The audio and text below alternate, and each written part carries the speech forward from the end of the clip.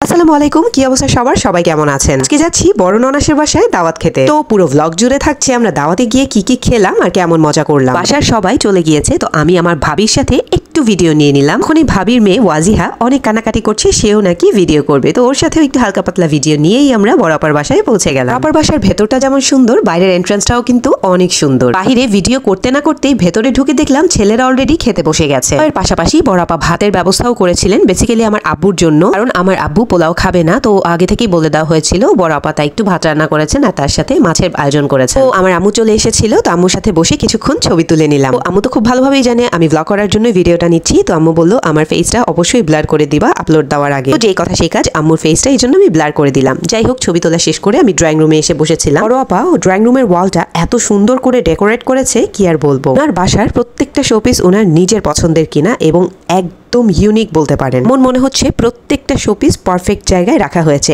একদম পারফেক্ট। ঠিক তার পাশের রুমে নাইসু বুড়ি আর অন্যান্য বাচ্চারা পোলাও খাচ্ছিল। তো আমি কিছুক্ষণ ড্রয়িং রুমে বসেই তার পাশের রুমে চলে গেলাম আর নাইসার সাথে দুষ্টামি করলাম। প্রত্যেকটা বাচ্চাই কিন্তু তার ফুপির বাসায় আসবে বলে সকাল থেকে আনন্দের শেষ নেই। মোটামুটি সকাল থেকেই তারা প্রিপারেশন নিচ্ছিল কখন ফুপির বাসায় আসবে। যাই হোক, আমি বলবো আজকে আমার ভাগ্যটা ভালো, কারণ আরিশা আজকে নিজে খেতে বসেছে, ও কোনো প্রকারের কোনো ডিস্টার্ব করেনি। তারপর আমি একটু রান্নাঘরে উকি দিলাম, তো দেখলাম বড় আপা নন স্টপ কাজ করে যাচ্ছে। তখন বড় আপা আমাদের জন্য রূপচাঁদা মাছ ভাজছিলেন। রূপচাঁদা মাছটা উনি একদম শেষে ভেজেছিলেন, কারণ গরম গরম এই রূপচাঁদা মাছ দিয়ে খেতে কিন্তু দারুণ ভালো লাগবে। একটা কথা না বললেই না, সেদিন রূপচাঁদা মাছ খেয়ে আমার সত্যি কক্সবাজারের কথা মনে হয়েছে। কক্সবাজারে যে মুচমুচে ডুবো তেলে ভাজা রূপচাঁদা মাছ পাওয়া যায়, ওটার স্বাদ অতুলনীয়। এটা হচ্ছে সাদা পোলাও, পোলাওটা খুবই সুস্বাদু হয়েছিল। বড় আপাকে তেমন কোনো সাহায্য তো করতে পারিনি, তবে হ্যাঁ মাছগুলো একটু ভেজে দিয়েছিলাম। মাছ ভাজতে ভাজতে পেছন থেকে আমার হাজবেন্ডকে বললাম তুমি একটু ভিডিও করো, আমি দাঁড়িয়ে মাছ ভাজছি। আর পেছন থেকে আমার দুলাভাই এসে একটু দুষ্টুমি করছিল, তো আমরা খুব মজা করলাম। এরই মধ্যে মেহমান বসে গেছে, তো বড় আপা আবারও সুন্দর করে সবাইকে পোলাও বেড়ে খাওয়াচ্ছিলেন। সাদা ধবধবে পোলাওয়ে ঘিয়ের ঘ্রাণ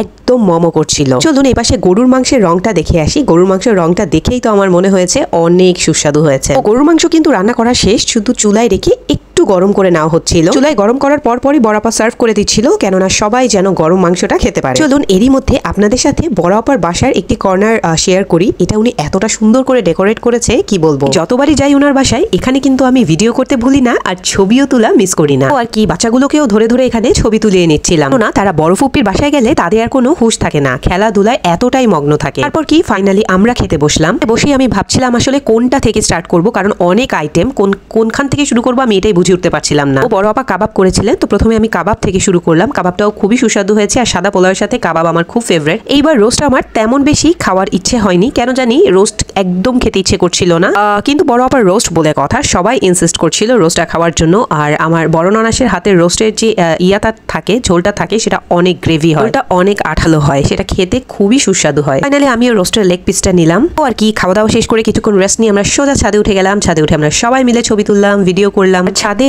উঠে দেখলাম ওয়েদারটা অনেক সুন্দর ছিল, বাচ্চারা একসাথে খেলা করছিল এবং বাচ্চারাও অনেক মজা পাচ্ছিল। ওগুলোকে আমরা কোনোভাবেই একসাথে করতে পারছিলাম না, অনেক কষ্টে সবগুলোকে একসাথে জোর করে বসিয়ে আমরা ছবি তুললাম। আমি আমার 3 জায়ের সাথে ছবি তুললাম, ভিডিও করলাম, খুব গল্প করলাম আমরা। আরেকটা মজার বিষয় কি জানেন, আমাদের ড্রেসের কালারগুলো কিন্তু সিমিলার। হ্যাঁ, আমরা দুজন যা একসাথে একই রকম ড্রেস নিয়েছি, দেখা গিয়েছে আরেকজন যে বাকি ছিল ওর ড্রেসের কালারও ঠিক একই রকমই হয়ে গেছে। 3 জায়ের সাথে ছবি তোলার ভিডিও করার পর চলে আসলো ভাগ্নি, যাদের বাসায় আমরা বেসিক্যালি এসেছি, তাহিয়া, আর তার সাথে ছিল আমার ছোট ননাস। ছাদে অনেক সুন্দর বাতাস ছিল, আর বাতাসে এইভাবে হাঁটাহাঁটি করতে কি যে আনন্দ লাগছিল। যাই হোক, ছাদের ঘোরাঘুরি শেষ, এখন আমরা নিচে নেমে যাবো। আজকে এতটুকুই। বড় আপার বাসার পরবর্তী ভিডিও থাকছে নেক্সট ব্লগে। টিল দ্যাট টাইম সব ভালো থাকবেন, সুস্থ থাকবেন, আর অবশ্যই পার্ট 2 দেখতে ভুলবেন না। আল্লাহ হাফেজ।